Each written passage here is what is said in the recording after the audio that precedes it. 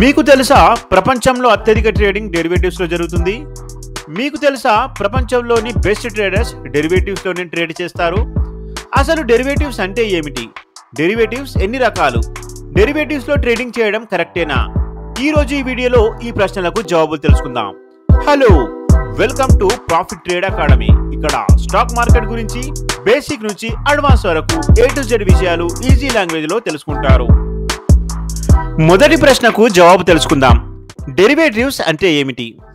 Derivatives అంటే ఒక వస్తువు నుంచి వచ్చినటువంటి వస్తువు లేదా ఏదేని వస్తువుపై ఆధారపడినది.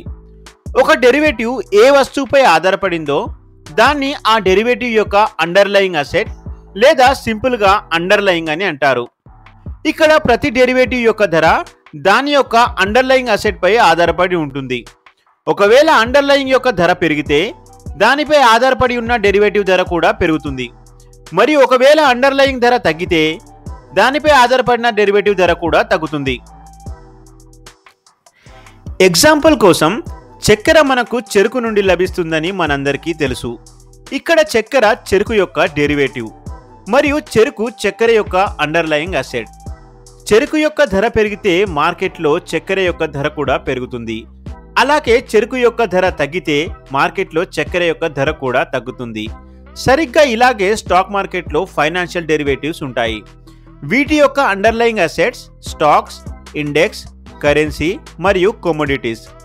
ఏ విధంగానైతే ఈ అండర్లయింగ్ అసెట్స్ యొక్క ధరలు మారతాయో అదేవిధంగా వీటిపై ఆధారపడ్డ డెరివేటివ్స్ ధరలు కూడా మారతాయి. రెండవ ప్రశ్నకు జవాబు తెలుసుకుందాం రండి. డెరివేటివ్స్ ఎన్ని రకాలు?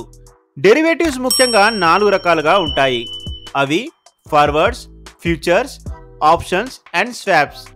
మనం ఏదేని కంపెనీ యొక్క స్టాక్ను బై లేదా సెల్ చేస్తే దాన్ని స్టాక్ ట్రేడింగ్ అంటారని ట్రేడింగ్ యొక్క వీడియోలో తెలుసుకున్నాం. ఒకవేళ మనం కంపెనీ యొక్క స్టాక్ను బై చేయకుండా అదే స్టాక్ పై ఆధారపడి ఉన్న ఏదేని డెరివేటివ్ని బై చేస్తే మనం స్టాక్ ట్రేడింగ్ కాకుండా అదే స్టాక్ పై ఆధారపడిన డెరివేటివ్లో ట్రేడింగ్ చేశామని చెప్పొచ్చు.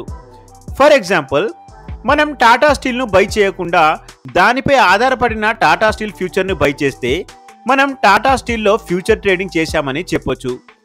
అదేవిధంగా మనం టాటా స్టీల్ యొక్క ఫ్యూచర్ను కొనకుండా దానిపై ఆధారపడి ఉన్న ఆప్షన్ను బై చేస్తే మనం టాటా స్టీల్లో ఆప్షన్ ట్రేడింగ్ చేశామని చెప్పొచ్చు. ఇప్పుడు ఆఖరి ప్రశ్న యొక్క జవాబు తెలుసుకుందాం. మనం డెరివేటివ్స్లో ట్రేడింగ్ చేయడం కరెక్టేనా? ఈ ప్రశ్నకు జవాబు ఇవ్వడం కష్టమే. ఎందుకంటే ఇది పర్సన్ టు పర్సన్ పై డిపెండ్ అయి ఉంటుంది. చాలా మటుకు ఇన్వెస్టర్స్ ఎవరైతే లాంగ్ టర్మ్ లో డబ్బులు సంపాదించాలని అనుకుంటారో వాళ్ళు డెరివేటివ్ ట్రేడింగ్ చాలా తక్కువ లేదా అసలు చేయరు. కానీ అదే ట్రేడర్స్ గురించి మాట్లాడినట్టయితే షార్ట్ టర్మ్ లో పెద్ద ప్రాఫిట్ ను ఆర్జించాలని అనుకుంటారో వారికి డెరివేటివ్ ట్రేడింగ్ చాలా ఇంపార్టెంట్. కేవలం డెరివేటివ్ లోనే ట్రేడింగ్ చేసే వాళ్ళు చాలా మంది ఉన్నారు. సో ఫ్రెండ్స్, వీటి అన్ని పద్ధతిలో ఏ పద్ధతి సెలెక్ట్ చేస్తారు అది మీపై డిపెండ్ అయి ఉంటుంది. మీరు ఈజీగా డబ్బులు సంపాదించే పద్ధతిని ఎంచుకుంటే మంచిది. సో ఇది ఈరోజు డెరివేటివ్స్ కి సంబంధించిన వీడియో.